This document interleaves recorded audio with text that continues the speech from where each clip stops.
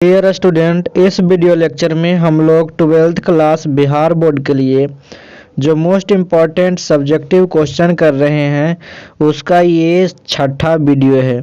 इसके पहले हम लोग बहुत सारे वीडियो लेक्चर देख चुके हैं जिसमें objective, letter, application, story of English का ऑब्जेक्टिव, सब्जेक्टिव, बहुत सारे टॉपिक्स को कवर कर चुके हैं। तो आप उन सारे वीडियोज को ज़रूर देखिए, आपको बहुत ही ज़्यादा फायदा होने वाला है। तो चलिए शुरू करते हैं। पहला क्वेश्चन है, in what sense does the sun conspire with autumn.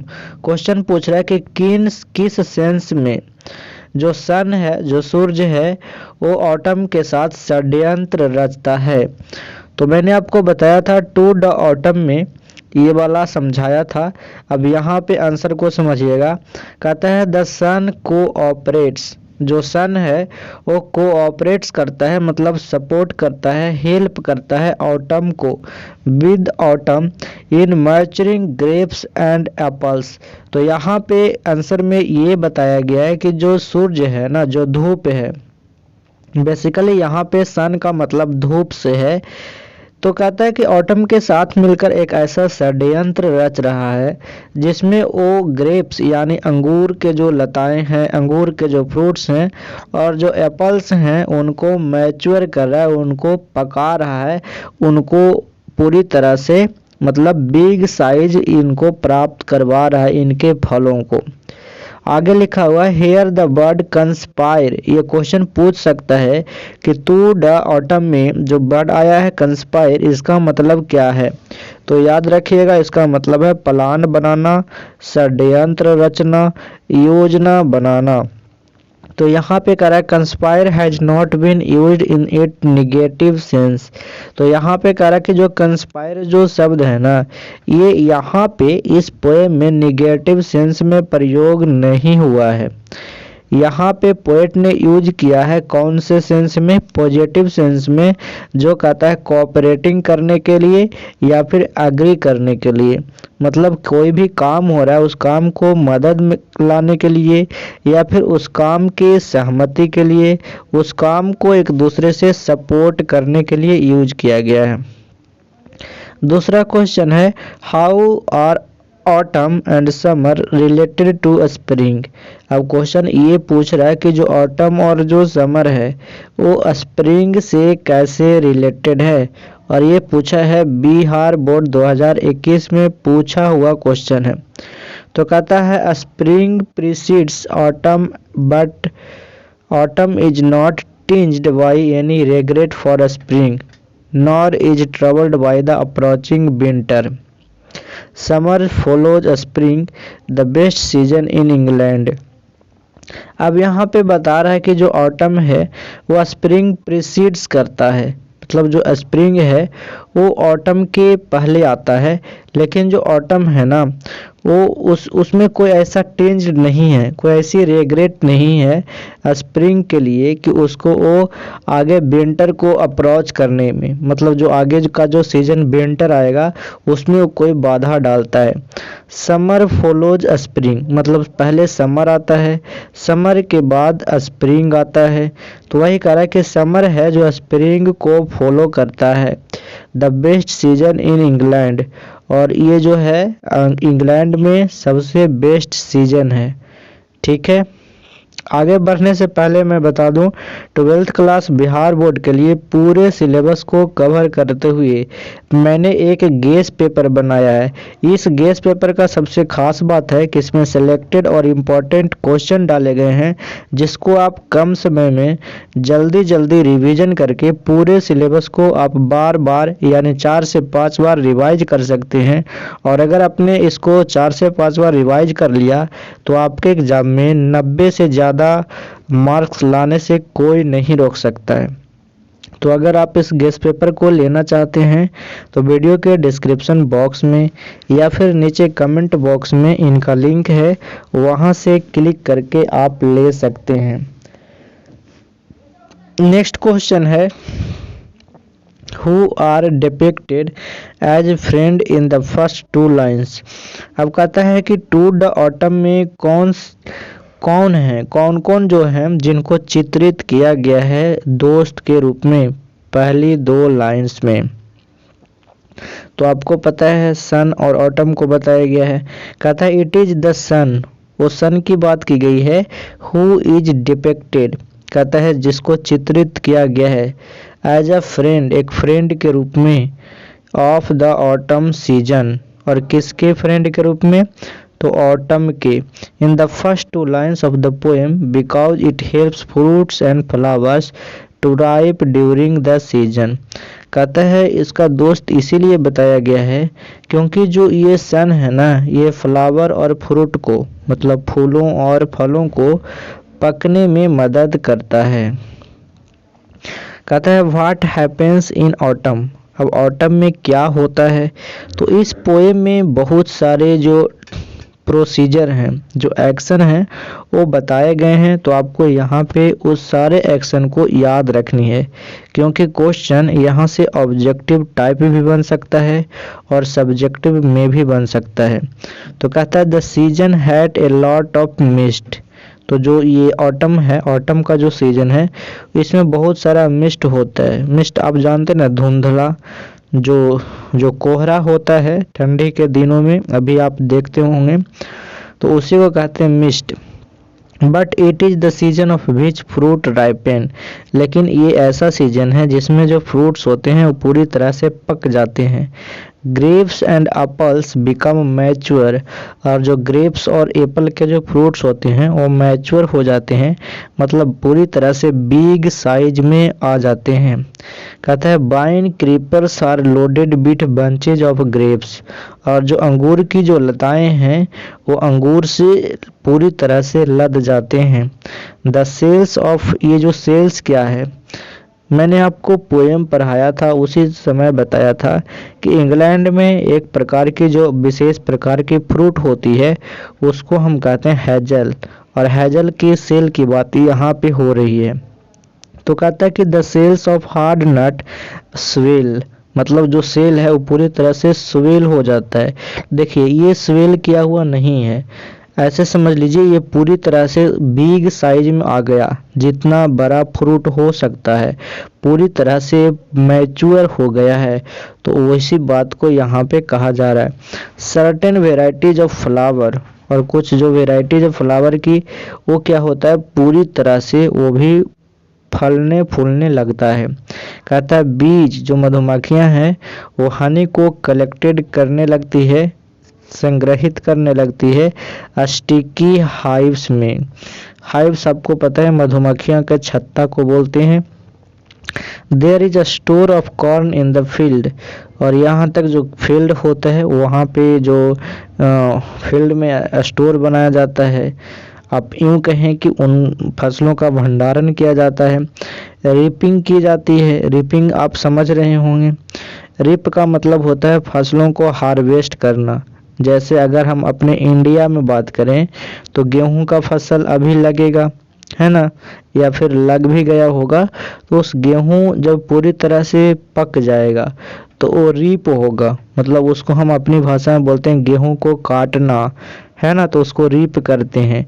और विनोइंग क्या होता है, जब गेहूं थ्रेसर में वो जाता है तो जो गेहूं के जो डंठल होते हैं वो अलग हो जाते हैं और गेहूं के जो बीज होते हैं वो थ्रेसर के नीचे गिर जाते हैं ऐसे, ठीक है। तो उस बीज को एक माध्यम से जो हवा में उसको ओसाया जाता है, अपने बिहार में बोले तो उसको कहते हैं विनोइंग करना, जिससे गेहूं के जो बीज है ना वो उसके छिलके से, उसके मतलब जो गेहूं होते हैं उसमें से अलग होते हैं। तो उस प्रोसेस को विनोइंग करना कहते हैं। तो वो चीज़ें होती हैं।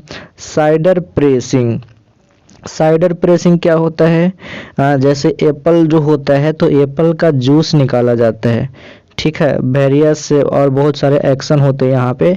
तो साइडर प्रेस ऐसे जगह को बोला जाता है, ऐसे मशीन को बोला जाता है जिसमें से एप्पल के जूस निकाले जाते हैं। ये सारे चीज़ ऑटम में होते हैं। गो ऑन का मतलब जारी होते हैं।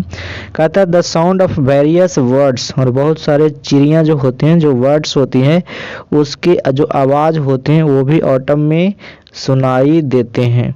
तो यहाँ पे पूछ रहा था कि ऑटम में क्या क्या होता है, आप अपने पोएम के अनुसार बताइए। ठीक है, और एक बात आपको याद है ना, पोएट ने ऑटम को एक लेडी के रूप में पर्सोनिफाइड किया है। मैंने आपको कहाँ पे बताया था, ऑब्जेक्टिव क्वेश्चन में भी बताया था, और जब पोएम पढ़ा रहा था तो वहाँ पे भी डिटेल में समझाया था।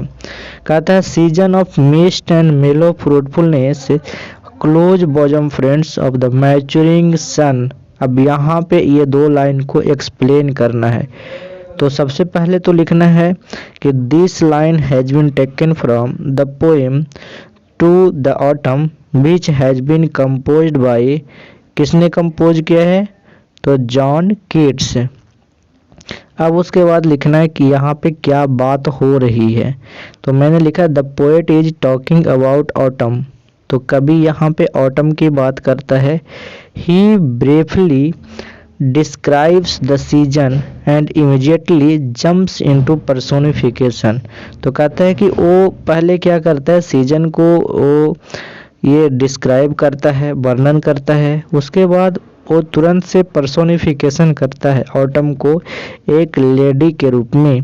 कहता है suggesting that autumn and sun are old friends, और ये भी बताता है कि जो ऑटम है और जो सन है एक दूसरे के दोस्त भी हैं। It is also a season when many fruits and other crops are harvested। अब कहता है कि ये उसका भी सीजन होता है जिसमें बहुत सारे फ्रूट्स या फिर क्रॉप्स को हार्वेस्ट किया जाता है, मेकिंग ऑटम फ्रूटफुल, और इस तरह से ऑटम फ्रूटफुल बन जाता है। नेक्स्ट क्वेश्चन है एन एपिटाफ से है। कहता है where does the lady lie, what does she look like. तो इस पोएम का जो पहली लाइन है ना उसी में बताया गया है the lady lies in the north country. तो लेडी कहाँ पे लाई करती है, नॉर्थ कंट्री में। She looks most beautiful to the poets because he is in love with her. वो कहता है कि वह पोएट को बहुत खूबसूरत नज़र आती है क्योंकि जो पोएट है ना वो उसके प्यार में फॉल है, मतलब प्यार करता है। पोएट जो है उस लेडी को प्यार करता है। अगला क्वेश्चन है व्हाट इज एन एपिटाफ। तो मैंने आपको ऑब्जेक्टिव में भी बताया था और जब मैं पोएम पढ़ा रहा था उस समय भी बताया था कि जो एपिटाफ होती है एक रॉक्स होता है जहाँ पे डेड बॉडी को दफनाया जाता है, तो उस डेड बॉडी के बारे में कुछ बातें लिखी होती है तो उसको कहते हैं एपिटाफ। तो यहाँ पे देखिएगा कहता है an epitaph refers to the inscription. Inscription का मतलब पत्थरों पे जो खुदाई कर कर नहीं लिखी होती है उसको बोलते हैं। ऑन ए टुम्ब, टुम्ब क्या होता है, कब्र। इन the memory of the dead, कहता है कि कोई भी पर्सन के मेमोरी में, उसकी याद में, मृत्यु के याद में जब हम उनके कब्र पे कुछ बातें लिखते हैं तो उसको बोलते हैं एपिटाफ। अगला है ambiguity is a poetic device.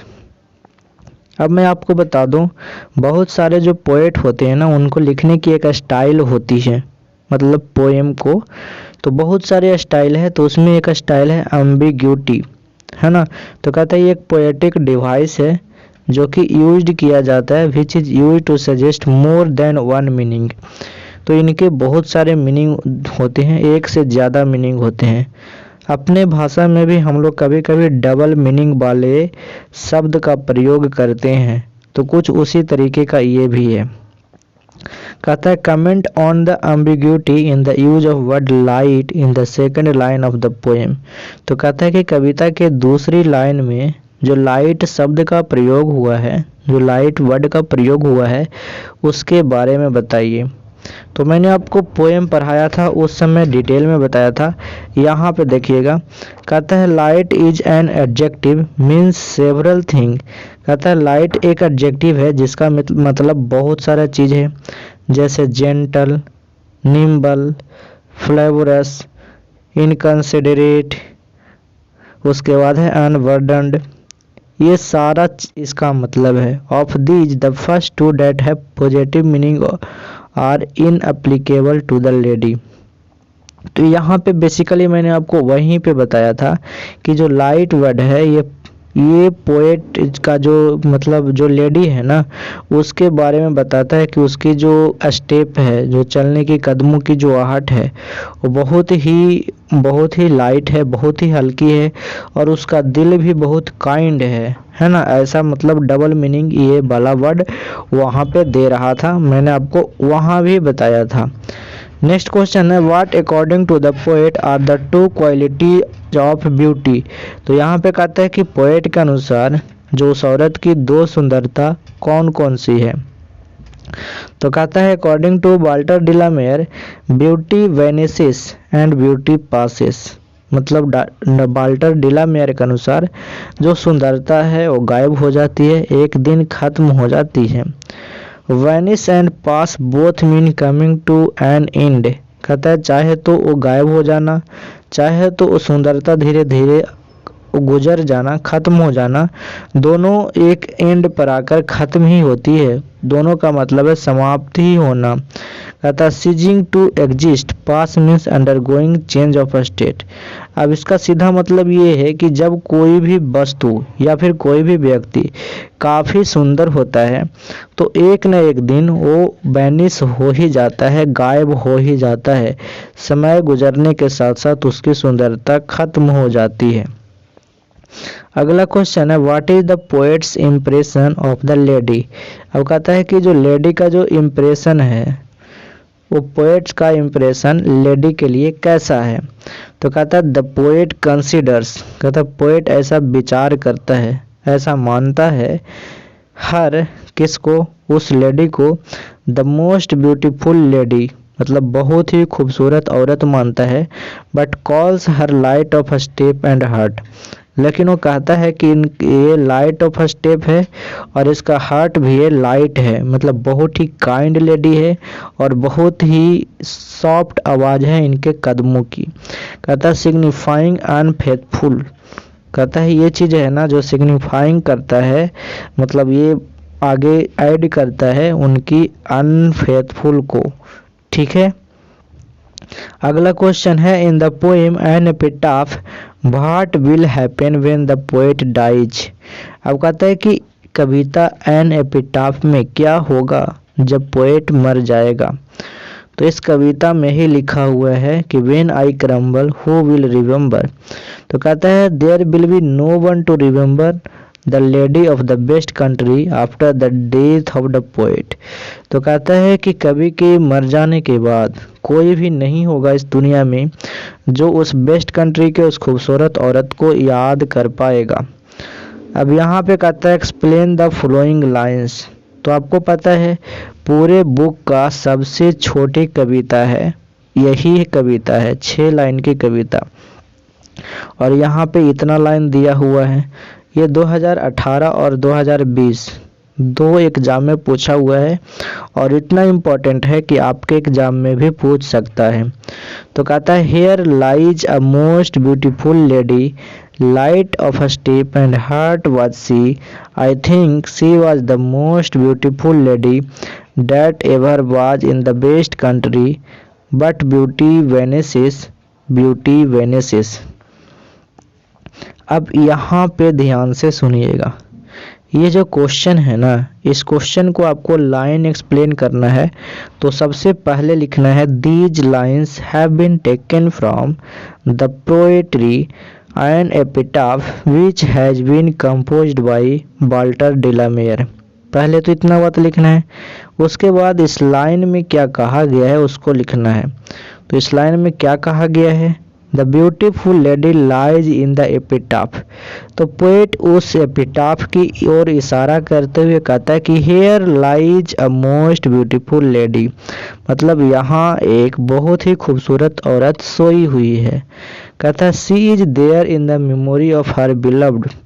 कहता है कि जो औरत है ना, वो अब प्रेमिका के रूप में, एक बिलव्ड के रूप में, बिलव्ड की याद में इस कब्र में सोई हुई है। The poet finds her to be most beautiful lady. और कवि को ऐसा लगता है कि इससे ज़्यादा खूबसूरत औरत कोई भी नहीं है पूरे बेस्ट कंट्री में। But he feels that beauty is short lived. लेकिन पोएट ये भी विश्वास करता है कि जो सुंदरता होती है वो क्षण भर के लिए होती है, कुछ समय के लिए होती है, और अंततः कितना भी सुंदर, कोई भी कितना रेयर क्यों न हो, उसकी सुंदरता खत्म ही हो जाती है। नेक्स्ट क्वेश्चन है how can some corner of a foreign field be for ever England. अब यहाँ पे क्वेश्चन पूछ रहा है कि कैसे किसी दूसरे जमीन का, किसी दूसरे देश का जो फील्ड हो, जो जमीन हो, वो हमेशा के लिए इंग्लैंड का हो जाएगा। तो कहता है some corner of a foreign field would be forever England because there would lay buried an English soldier। कहता है कि तब जब एक इंग्लिश सोल्जर किसी जमीन पे, किसी दूसरे देश की जमीन पे लड़ते लड़ते शहीद हो जाए और उसी जमीन पे उस सोल्जर को बरी कर दिया जाए, दफना दिया जाए, तो वो जो जमीन है हमेशा हमेशा के लिए इंग्लैंड के लिए हो जाएगा। कहता हु सेक्रीफाइड हिज लाइफ, क्योंकि उसने अपना जीवन समर्पित किया फॉर द ऑनर, मतलब उस सम्मान में, अपने कंट्री के सम्मान और इस रिस्पेक्ट में। ठीक है, अगला क्वेश्चन है in that rich earth richer dust concealed what does the dust stand for.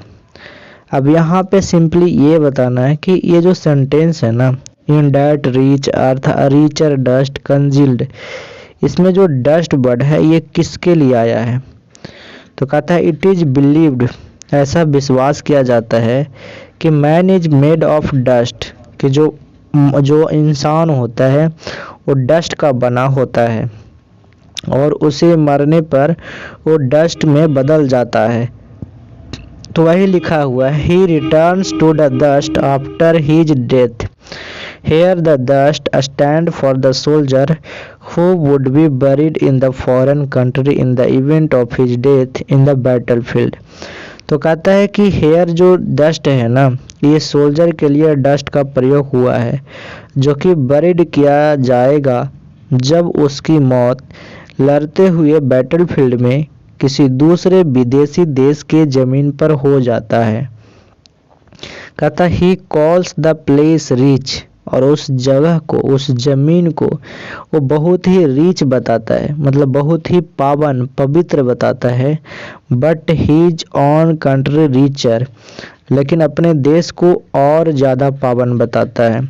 कहता है ये जो चीज़ है ना, ये बताता है डीप पैट्रियोटिज्म को, मतलब पूर्ण देशभक्ति वाद को। अगला क्वेश्चन है is the speaker afraid of death. Question पूछ रहा है कि क्या स्पीकर डेथ से अफ्रेड है, मतलब मृत्यु से डरा हुआ है। तो ये क्वेश्चन भी काफ़ी इम्पोर्टेंट है। तो आंसर है no, the speaker is not afraid of death, rather he is ready to die for his country. कहता नहीं, स्पीकर मृत्यु से डर नहीं है उसको, यहाँ तक कि वो अपने कंट्री के लिए मरने के लिए तैयार है। अगला क्वेश्चन है is the speaker afraid of death, ये तो मैंने अभी करवा ही दिया। अगला क्वेश्चन है how would he like to be remembered if he died there. कहता है पोएट कैसे चाहता है कि उसे याद किया जाए अगर उसकी मौत हो जाती है। तो आंसर देखिएगा he would like to be remembered as a man who was born and brought up in England. कहता है कि उसे इसी तरह से याद किया जाए कि वो इंग्लैंड में जन्म लिया था, इंग्लैंड में पला बढ़ा था और हु लव्ड हिज कंट्री, कि और वो अपने कंट्री को प्यार करते करते शहीद हो गया। And country man from heart and soul, और वो अपने पूरे दिल से अपनी कंट्री के लिए सेवा किया। कहता the place where he would be buried, और वह जगह जहाँ पे उसे दफनाया जाए वो ज़मीन भी पूरी तरह से हमेशा हमेशा के लिए उसके मरने के बाद वो इंग्लैंड का हो जाए। नेक्स्ट क्वेश्चन है, इसको एक्सप्लेन करना है। If I should die think only this of me, that there is some corner of a foreign field that is forever England. There shall be in that rich earth a richer dust congealed. यहाँ पे ये question पूछा हुआ है लेकिन काफ़ी important है। तो सबसे पहले तो वही लिखना है कि these lines have been taken from the poetry the soldier which has been composed by कौन, रूपर्ट ब्रूक। तो अब इसके बाद यहाँ पे लिखना है कि इस लाइन में क्या कहा गया है।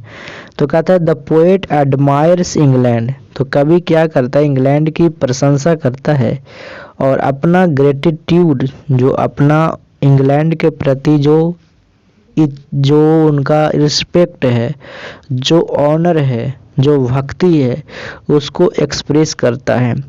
He describes about foreign land, और एक विदेशी ज़मीन के भी वर्णन करता है जहाँ पे वो दफनाया जाएगा शहीद होने के बाद, और जो वो ज़मीन है वो हमेशा हमेशा के लिए इंग्लैंड का हो जाएगा। अगला क्वेश्चन है, ए डस्ट होम इंग्लैंड बोर, कहता है एक ऐसा सैनिक जिसको इंग्लैंड ने जन्म दिया, इंग्लैंड ने पाला पोसा, इंग्लैंड ने पढ़ने के लिए जगह दिया, इंग्लैंड ने प्यार करने के लिए फूल दिया, और इंग्लैंड ने उसे घूमने के लिए इतना जगह दिया। तो यहाँ पे इसको एक्सप्लेन करना है, तो फिर उसी तरह लिखेंगे these lines have been taken from the poem the soldier which has been composed by Rupert Brooke. तो यहाँ तक तो ठीक है। उसके बाद लिखेंगे the poet is describing about a foreign land where he will be buried after his death.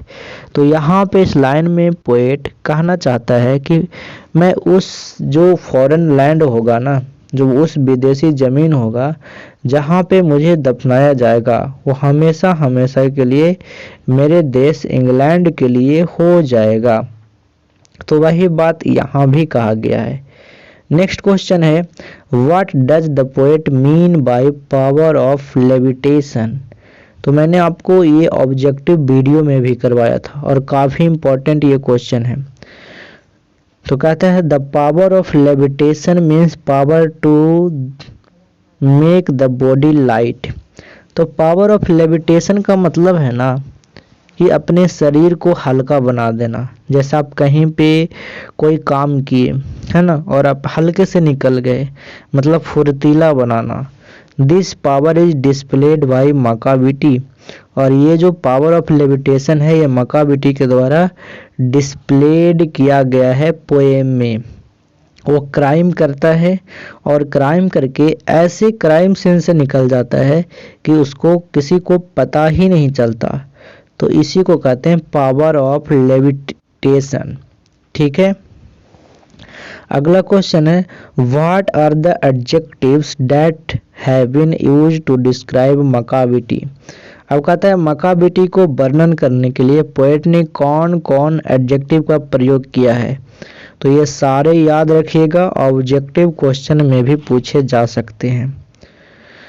कहता है the poet has used A number of adjective. तो पोएट ने बहुत सारे एडजेक्टिव का यूज किया है और जो हाइपरबोलिक एक्सप्रेशन है उसको भी यूज किया है मकाबिटी को वर्णन करने के लिए। जैसे पोएट बताते हैं कि इसकी जो पैर है ना वो सॉफ्ट है, सॉफ्ट फुटेड है, टॉल और थीन है, लंबा है और पतला है, और जो इसका जो लुक है काफ़ी पेंसिव है। इसकी जो आँखें हैं वो धसी हुई है और ये पतली है और डस्की है ना। और इसका जो फोरहेड है वो बहुत ही हाई डोम्ड है, पूरा गुंबदाकार है। It is a fiend in feline shape, a monster of depravity. He is a cat of deceitfulness and suavity. तो ये सारे यहाँ पे जो एडजेक्टिव है इसके बारे में आप याद रखिएगा को उसका कैसा फिजिकल कैरेक्टर है। ठीक है, अगला क्वेश्चन है discuss the poet's impression of Macavity the mystery cat. तो कहता है कि मकाविटी द मिस्ट्री कैट के लिए जो पोएट का इम्प्रेशन है वो बताइए। तो कहता है the poet seems to have observed Macavity for a very long time. तो पोएट मकाविटी को बहुत लंबे समय तक ऑब्जर्व करता है। कहता है he is impressed by the peculiar contribution of the cat. तो वहाँ पे ये देखता है कि जो मकाविटी है उसका एक पेकुलियर कंस्टिट्यूशन है, मतलब कि बहुत अजीबो गरीब तरह का ये कैट का यहाँ पे कुछ फीचर्स है। जैसे he is long and thin, लंबा है पतला है, उसका जो स्किन है वो गंदा है डस्टी है, उसकी जो मोछें हैं वो अनकॉम्ड है। तो ये सारे आपको याद रखने हैं। अगला क्वेश्चन है why does the poet call Macavity a mystery cat. कहता है कि कभी मकाविटी अ मिस्ट्री कैट क्यों कहता है। आंसर देखिएगा, Macavity is a master criminal. तो मकाविटी क्या है, एक मास्टर क्रिमिनल है। It carries on its thievish activities so secretly that a Scotland Yard and its flying squad fails to catch it red-handed। देखिए यहाँ पे सिंपली ये बोल रहा है कि मकाविटी एक मास्टर क्रिमिनल है और इस पे बहुत सारे चोरी का इल्ज़ाम है ना, और जो वो क्राइम करके इतना सीक्रेटली वहाँ से भाग जाता है कि यहाँ तक स्कॉटलैंड यार्ड और फ्लाइंग स्क्वाड जो लंदन की जो पुलिस है, जो एजेंसी है, वो भी इसको रंगे हाथ नहीं पकड़ पाता है। Macavity disappears from the place of theft. और जहाँ से क्राइम होता है वहाँ से मकाविटी गायब हो जाता है। तब तक पुलिस पहुँचता है उसके पहले ही मकाविटी गायब हो जाता है। So the poet calls Macavity a mystery cat. इसी कारण से poet Macavity a mystery cat कहता है। अगला क्वेश्चन है Macavity why is Macavity called a criminal. Macavity को क्रिमिनल क्यों कहता है। तो कहता है Macavity is called a criminal because it violates not only humans laws but the laws of nature also. कहता है मकाविटी को क्रिमिनल इसीलिए कहता है क्योंकि ये केवल मानव की जो लाज है ना, जो नियम है, उसको ही उल्लंघन नहीं करता बल्कि यह प्रकृति के नियमों का भी उल्लंघन करता है। कहता है it cheats people at cards. कहता है ये लोगों को कार्ड्स पे चीट करता है। लोट्स मीट्स को खा जाता है। ड्रिंक्स मिल्क मतलब दूध पी जाता है। स्टील ज्वेलर्स जो गहने हैं उसको चुरा लेता है। And even kills a small lap dog, यहाँ तक कि छोटे छोटे कुत्ते के जो बच्चे हैं उसको भी मार देता है। It removes the important files containing treaties also.